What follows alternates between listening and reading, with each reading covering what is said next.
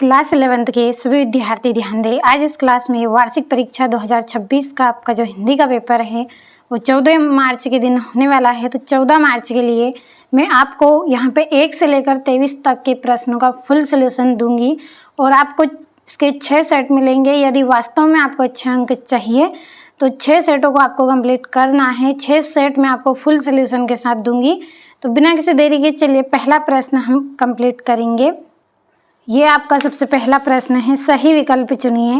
पहला क्षेत्र का तद्भव है, तो क्षेत्र का जो तद्भव है वो क्या रहेगा? आपका खेत रहेगा। तो द नंबर वाला आपका इसमें सही है। दूसरा है बायोडाटा की भाषा होनी चाहिए। तो बायोडाटा की भाषा कैसी होनी चाहिए? सरल एवं सीधी होनी चाहिए। अगला आपका प्रश्न है चिराग गेसर नहीं है, तो जो चिराग गेसर है वो आपका कौन सा नहीं रहेगा? हर घर को आपका नहीं रहेगा। चौथा है गलता लोहा कहानी में गोपाल सिंह है, तो गोपाल सिंह क्या है? यहाँ पे एक दुकानदार है। अगला है मधुबनी चित्रकला किस प्रांत की है? तो ये मिथिला की है। अगला है करत करत अभ्यास ते जड़मती होत सुजान, रस्सी आवत जात ते सिल पर परत निशान, पंक्ति में कौन सा अलंकार है? तो इस पंक्ति में आपका दृष्टांत अलंकार रहेगा। तो ये हो गए हैं आपके सही विकल्प। और ऐप पर हम लगातार आपको वार्षिक परीक्षा की तैयारी करवा रहे हैं। इसके लिए आपको स्पेशल पीडीएफ वहाँ पे दी जा रही है। मात्र 20 से 30 रुपये हम आपसे ले रहे हैं। स्पेशल पीडीएफ मतलब 100% आने वाले क्वेश्चन फुल सोल्यूशन के साथ। तो स्पेशल पीडीएफ आप प्राप्त करें और एग्ज़ाम में अच्छे से अच्छे अंक आप प्राप्त करें। और यदि अभी तक आपने ऐप का सब्सक्रिप्शन नहीं लिया है तो इस वीडियो के डिस्क्रिप्शन में आपको लिंक मिलेगी, चेक करें। पूरी जानकारी मिलेगी किस तरह से सब्सक्रिप्शन आपको मिलेगा। और 20 से 30 रुपये की आपकी स्पेशल पीडीएफ है, तो देर ना करें, जल्दी से स्पेशल पीडीएफ आप लें। अब यहाँ से आपका जो दूसरा प्रश्न है रिक्त स्थान की पूर्ति कीजिए। पहला है मीराबाई के साहित्य की भाषा डेड्डेस है, तो राजस्थानी इनकी भाषा है। अगला है संचारी भावों की संख्या डेड्डेस होती है, तो कितनी होती है? 33 होती है। अगला आपका रहेगा सीधे बरसात से मिलने वाला पानी डेड्डेस है, तो कौन सा पानी होता है? पालर पानी होता है। अगला है दुष्यंत कुमार के अनुसार डेड्डेस में धूप लगती है, तो किस में धूप लगती है? दरख्तों के साए में, तो ये वाला आपका सही है। पांचवा है वह परिश्रम करता तो अधिक सफल होता डेड्डेस वाक्य है, तो यह कौन सा वाक्य है आपका? ये आपका संकेत वाचक वाक्य रहेगा। अगला है संचार प्रक्रिया में प्राप्तकर्ता की प्रतिक्रिया को डेड्डेस कहते हैं, तो इस प्रक्रिया को क्या कहेंगे? तो छठे का आपका आंसर इसमें रहेगा फीडबैक। अगला आपका जो प्रश्न है सत्य सत्य लिखिए। पहला है ऑफिशियल लैंग्वेज को राष्ट्रभाषा कहते हैं, तो ये आपका यहाँ पे रहेगा असत्य। पहला आपका क्या रहेगा? असत्य रहेगा, क्योंकि देखिए जो ऑफिशियल लैंग्वेज होती है ये क्या है? राजभाषा है। तो राजभाषा को आधिकारिक भाषा बोला जाता है, ना कि राष्ट्रभाषा को। अगला है दोहा को उल्टा करने पर रोला छंद बनता है, तो ये आपका असत्य रहेगा, क्योंकि क्या बनता है? सोरठा छंद बनता है, सोरठा छंद। अगला कुमार गंधर्व ने कबीर के पदों का गायन किया है, तो ये आपका सत्य रहेगा। अगला मियां नसीरुद्दीन ने पंच हजारी अंदाज में सिर हिलाया, तो ये आपका सत्य रहेगा। अगला पास समकालीन पंजाबी साहित्य के महत्वपूर्ण कवि माने जाते हैं, तो ये आपका क्या रहेगा? सत्य रहेगा। अगला है जनसंचार माध्यमों का समाज पर केवल सकारात्मक प्रभाव पड़ता है, तो ये असत्य रहेगा। असत्य किस कारण से है? क्योंकि देखिए सकारात्मक और नकारात्मक दोनों प्रभाव पड़ता है, तो मैं यहाँ पे लिख रही हूँ सकारात्मक और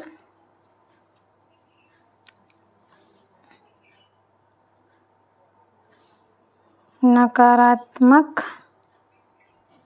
दोनों। ये हो गए हैं सत्य सत्य। यहाँ से हम जोड़ियों को भरेंगे तो आपकी इसमें पहली जोड़ी रहेगी कविता का गांधी, तो इसकी जोड़ी आपकी रहेगी भवानी प्रसाद मिश्र। दूसरी है संतान ढींग बैठी बैठी, तो इसकी जोड़ी आपकी रहेगी पूर्णरूपती प्रकाश। तीसरा है शेखर जोशी, शेखर जोशी की जोड़ी आपकी इसमें रहेगी गलता लोहा। चौथी है हाथ मलना, हाथ मलना की जोड़ी आपकी रहेगी पश्चाताप करना। और भरतनाट्यम, भरतनाट्यम की जोड़ी आपकी इसमें रहेगी तमिलनाडु। और अनुस्मारक की जोड़ी आपकी इसमें रहेगी स्मरण पत्र। तो ये आपकी छठी जोड़ी, तो ये हो गई हैं आपकी जोड़ियाँ। चलिए बढ़ते हैं अगले प्रश्न की ओर। पांचवा आपका जो प्रश्न है, एक वाक्य में उत्तर दीजिए। पहला है विज्ञापन लेखन में ध्यान देने योग्य एक बिंदु आपको लिखना है। तो आपका एक बिंदु यहाँ पे मैं यहाँ पे लिख रही हूँ विज्ञापन। विज्ञापन कैसा होना चाहिए? आकर्षक होना चाहिए, आकर्षक होना चाहिए, जिससे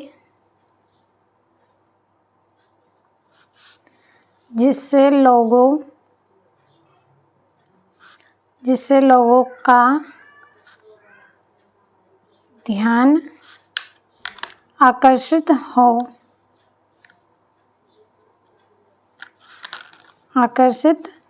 हो सके। तो विज्ञापन कैसा होना चाहिए? आकर्षक होना चाहिए ताकि लोगों को आकर्षित करे। दूसरा है भारत मित्र के संपादक का नाम लिखिए। तो इनका नाम क्या है? बाल मुकुंद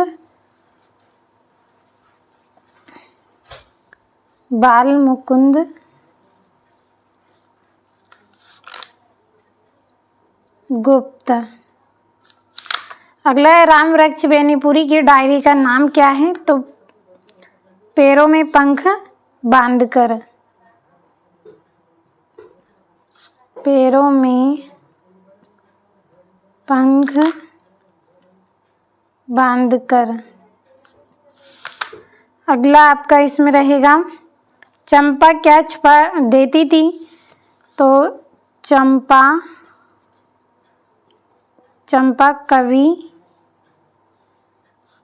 कवि के कलम या फिर आप पेंसिल लिख सकते हैं, कलम छुपा देती थी। तो चलिए पेंसिल भी लिख लेते हैं, जो आपको अच्छा लगे वो आप लिखिए। छुपा देती थी। अगला है ओज गुण में कौन सा रस आता है? तो ओज गुण में वीर रस और रौद्र रस। दो लिख दिए हैं मैंने, आपको एक बताना है लेकिन दोनों लिख दिया है। जामुन का पेड़ कहाँ गिरा था? तो जामुन का पेड़ कहाँ गिरा था? सेक्रेटरीएट के लॉन में गिरा था। तो ये हो गए हैं आपके एक वाक्य में उत्तर। यहाँ से छठा आपका प्रश्न है रीतिकाल को श्रृंगार काल क्यों कहा गया है? मायके आई बहन के लिए घर ने घर का परिताप का घर क्यों कहा है? और काव्य गुण की परिभाषा देते हुए उनके नाम आपको बताना है। नव्य में दोहा छंद की परिभाषा, नाटक और एकांकी में अंतर। तो अच्छे से आप स्क्रीनशॉट ले सभी प्रश्नों का। यहाँ से ये 11वां 12वां 13वां 14वां है, 15वां है और ये आपका 16वां है। यहाँ से ये आपका 17वां प्रश्न है, ये आपका 18वां है यहाँ से, और ये इसके प्रश्न हैं, और ये यहाँ से इसका अथवा है। चलिए बढ़ते हैं अगले प्रश्न की ओर। तो ये यहाँ से आपका 20वां प्रश्न है, ये यहाँ से आपका 21वां है, ये यहाँ से आपका 22वां और 23वां प्रश्न है। तो स्क्रीनशॉट अच्छे से लिया होगा। चलिए इसका सलूशन कंप्लीट करेंगे। तो ये आपका यहाँ से छठा प्रश्न है, रीतिकाल को श्रृंगार काल क्यों कहा गया है? तो रीतिकाल को श्रृंगार काल इसलिए कहा गया है क्योंकि इस काल में मुख्यतः श्रृंगार रस की रचनाएं की गई हैं। इस काल की कविताओं में प्रेम, सौंदर्य और श्रृंगार का प्रमुखता से वर्णन किया गया है। तो देखिए समय कम होने की वजह से ज़्यादा एक्सप्लेन नहीं करूँगी, जल्दी से स्क्रीनशॉट लें। बाकी प्रश्नों का स्क्रीनशॉट आपको लेते चलना है। अगला है, नई कविता की 2 विशेषता लिखिए। पहली है, लघु मानववाद का महत्व देखने को मिलता है। दूसरा है, प्रयोग की नवीनता इस युग में देखने को मिलती है। तीसरा है, बिंबों की खोज की गई है। और चौथा है, क्षणवाद का महत्व। स्क्रीनशॉट आपने लिया होगा। यहाँ से ये आपका अगला जो प्रश्न है, इसमें आपको मायके आई बहन के लिए कवि ने घर का परिताप कर क्यों कहा? कवि की कुल 4 बहनें हैं, जिसमें से एक विवाहित है। सावन के महीने में वह विवाहित बहन मायके आकर माता पिता तथा भाई बहनों से मिलना चाहती होगी और अपने सुख दुख साझा करना चाहेगी, किंतु उस समय घर में उसका 5वां भाई अर्थात कवि स्वयं उपस्थित नहीं होगा। इसी कारण कवि ने घर को परिताप का घर कहा है। अगले प्रश्न की ओर बढ़ते हैं। कबीर ने अपने को दीवाना क्यों कहा है? तो कबीर जी ने परमात्मा के सच्चे स्वरूप के साथ साक्षात कर लिया है। उन्होंने माया रूपी जगत और अपने भीतर विद्यमान ईश्वरीय तत्व के अंतर को भली भांति समझ लिया है। वे बाहरी भौतिक दुनिया के मोह माया से दूर होकर एक परमात्मा की सच्ची भक्ति में लीन हो चुके हैं, इसलिए उन्होंने अपने को दीवाना कहा है। चलिए बढ़ते हैं अगले प्रश्न की ओर। तो आपका अगला यहाँ से जो प्रश्न है, काव्य गुण की परिभाषा देते हुए इसके नाम। तो काव्य में ऐसे तत्व जो काव्य रचना की शोभा बढ़ाते हैं या आकर्षक करते हैं, काव्य गुण कहलाते हैं। माधुर्य गुण, औज गुण और ये प्रसाद गुण, इसके ये नाम हो गए। अगला आपका है, हिंदी के 2 खंड काव्य एवं उनके रचनाकारों का नाम। तो मेघदूत किसकी रचना है? कालिदास जी की। और पंचवटी मैथिली शरण गुप्त की। अगला आपका प्रश्न है, दोहा छंद की परिभाषा उदाहरण सहित। तो दोहा अर्ध सममात्रिक छंद है, जिसमें 4 चरण होते हैं। पहले और तीसरे चरण में 13-13 मात्राएं तथा दूसरे और चौथे में 11-11 मात्राएं होती हैं। यहाँ पे उदाहरण है, रहीमन पानी राखिए, बिन पानी सब सुन, पानी गए ना उबरे, मोती मानस चुन। तो अच्छे से स्क्रीनशॉट लिया होगा। यहाँ पे क्वेश्चन के नंबर पे आप ना जाए, आप केवल आंसर पे ध्यान दें। आपका यहाँ से अगला जो प्रश्न है, उदाहरण अलंकार को उदाहरण देकर समझाइए। जहाँ पर एक वाक्य कहकर उसके उदाहरण के रूप में दूसरा वाक्य कहा जाए, वह उदाहरण अलंकार होता है। उदाहरण है, आघात सहे गिरी कैसे, खल के वचन संत जैसे। यहाँ से अगला आपका जो प्रश्न है, नाटक और एकांकी में अंतर आपको करना है। तो ये यहाँ पे आपको अंतर दिए गए हैं। पहला, नाटक में अनेक अंक होते हैं, एकांकी में 1 अंक होता है। दूसरा, नाटक दृश्य काव्य का विस्तृत रूप है और एकांकी दृश्य काव्य का छोटा रूप है। तीसरा, इसमें समय स्थान घटना पर विशेष बल नहीं दिया जाता है और इसमें समय स्थान घटना पर विशेष बल दिया जाता है। जो नाटक है, इसका आकार बड़ा होगा क्योंकि इसमें अनेक अंक होते हैं, और इसका आकार छोटा होगा क्योंकि इसमें 1 अंक होता है। चलिए बढ़ते हैं अगले प्रश्न की ओर। तो यहाँ से आपका रेखा चित्र किसे कहते हैं? एक रेखा चित्र का नाम लिखिए। तो रेखा चित्र को अंग्रेजी में स्केव कहते हैं। किसी पात्र या चित्रात्मक वस्तु का सुव्यवस्थित आकर्षक ढंग से प्रस्तुतिकरण करना ही रेखा चित्र कहलाता है। महादेवी वर्मा सुप्रसिद्ध रेखा चित्रकार हैं। तो ये आपकी परिभाषा हो गई। चलिए अगला आपका यहाँ से जो प्रश्न है, रजनी पटकथा पढ़कर आपको क्या संदेश मिलता है? रजनी पटकथा हमें अन्याय, शोषण और भ्रष्टाचार के विरुद्ध आवाज उठाने का संदेश देती है और यह बताती है कि आम व्यक्ति साहस, सत्य के बल पर समाज में परिवर्तन ला सकता है। अगला आपका यहाँ से रहेगा, अगला आपका जो प्रश्न है उसमें आपको यह अथवा दिया गया है, भोलों की जगह दूसरा कुत्ता क्यों लाया गया? उसने फिल्म के किस दृश्य को पूरा किया? तो भोलों की मृत्यु हो जाने के कारण उसकी जगह दूसरा कुत्ता लाया गया। उस कुत्ते ने फिल्म के भावात्मक और करुण दृश्य पूरा किया। यहाँ से आपका अगला जो प्रश्न है, इसमें आपको चरित्र सबसे बड़ा धन है विषय पर भाविस्तार लिखना है। चरित्र मनुष्य का सबसे बड़ा आभूषण होता है। धन, पद और प्रतिष्ठा क्षणिक हो सकते हैं, यानी कि नष्ट हो सकते हैं, परंतु अच्छा चरित्र जीवन भर सम्मान दिलाता है। चरित्रवान व्यक्ति कठिन परिस्थितियों में भी सत्य, ईमानदार और नैतिकता का पालन करता है। समाज में वही व्यक्ति आदर पाता है जिसका चरित्र उज्जवल होता है। इसलिए कहा गया है कि चरित्र ही मनुष्य का सबसे बड़ा धन है। यहाँ से आपका पुस्तकों की दुकान का विज्ञापन आपको देना है, तो आदर्श पुस्तक भंडार सभी प्रकार की पुस्तकें, गाइड, प्रतियोगी परीक्षाओं की पुस्तकें उचित मूल्य पर उपलब्ध है। छात्रों के लिए छूट यहाँ पे दी गई है, पता आपको इस तरह से बता देना है। तो कंप्लीट अच्छे से करिएगा आप। अगला आपका यहाँ से निर्देश अनुसार वाक्य परिवर्तन करना है। मेरे जीवन का उद्देश्य समाज सेवा है, मिश्रित वाक्य में बदलेंगे। मेरे जीवन का उद्देश्य यह है कि मैं समाज की सेवा करूं। दूसरा आपका रहेगा जो छात्र परिश्रम करेंगे उन्हें सफलता अवश्य मिलेगी, सरल वाक्य में, तो परिश्रमी छात्रों को सफलता अवश्य मिलेगी।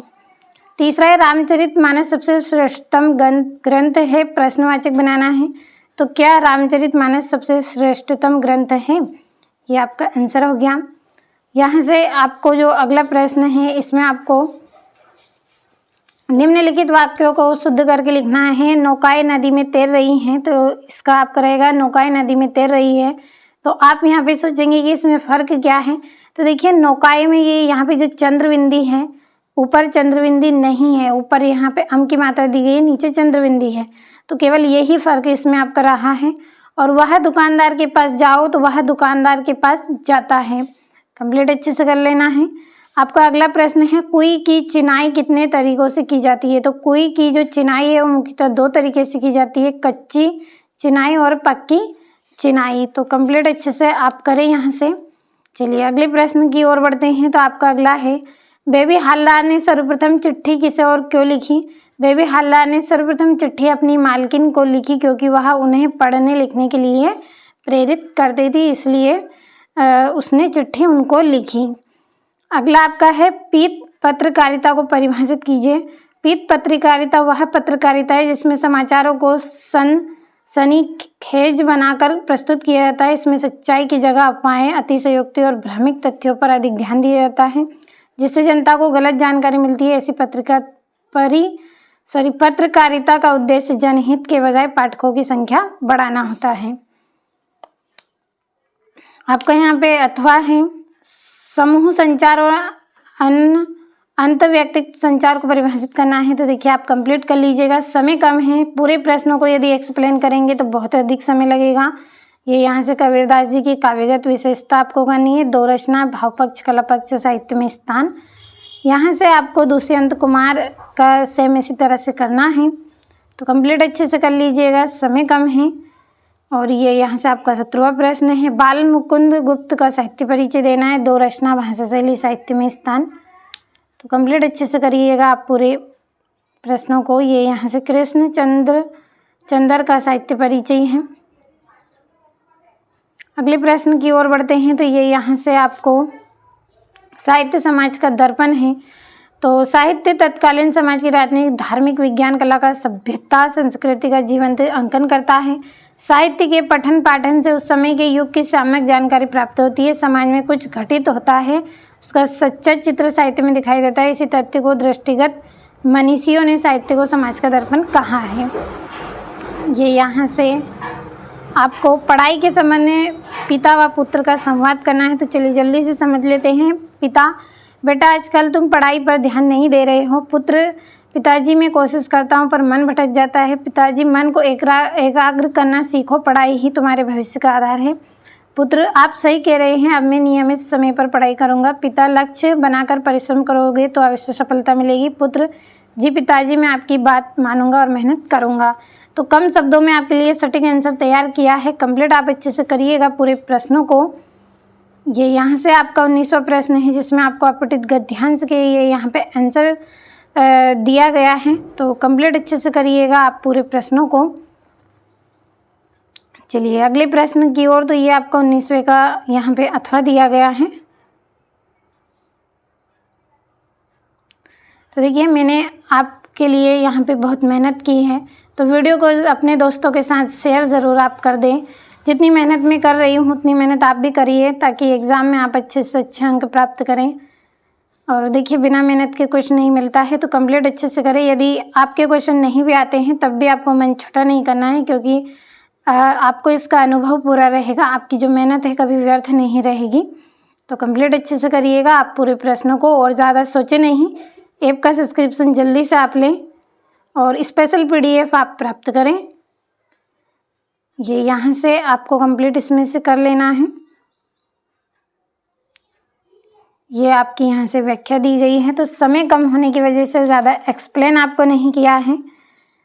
ये आपका 22वां जिसमें विद्यालय के प्राचार्य को आवेदन पत्र करना है। तो चलिए जल्दी से बता देती हूँ। सेवा में सबसे पहले लिखना है प्राचार्य महोदय, शासकीय उच्चतर माध्यमिक विद्यालय, जो भी आपके विद्यालय का नाम हो। विषय क्रिकेट मैच कराने हैं तो आवेदन पत्र। विषय सबसे ज़रूरी है क्योंकि अवकाश लिख रहे हैं, किस विषय में लिख रहे हैं, क्या है आपका विषय यहाँ पे। तो हमारा विषय क्या है, क्रिकेट मैच कराने के लिए हमें आवेदन पत्र करना है, तो इसलिए विषय आप ध्यान से लिखें। और महोदय सविनय निवेदन है कि हमारा विद्यालय के विद्यार्थी खेलकूद में रुचि रखते हैं। यदि विद्यालय में क्रिकेट मैच कराया जाए तो विद्यार्थियों को अपनी प्रतिभा देखने का अवसर मिलेगा और उसमें टीम भावना का विकास होगा। अतः कृपया क्रिकेट मैच आयोजित करने की कृपा करें। आपको नाम, कक्षा, दिनांक लिख देना है। और ये इसका अथवा है, अपने माताजी को पत्र लिखकर उसमें कुशल क्षेम पूछे तथा परीक्षा काल में आहार के बारे में बताएं उनको। तो इस तरह से ये आपको लिख देना है कि प्रिय माताजी, सादर प्रणाम, मैं यहाँ कुशल हूँ और पढ़ाई अच्छी तरह से चल रही है।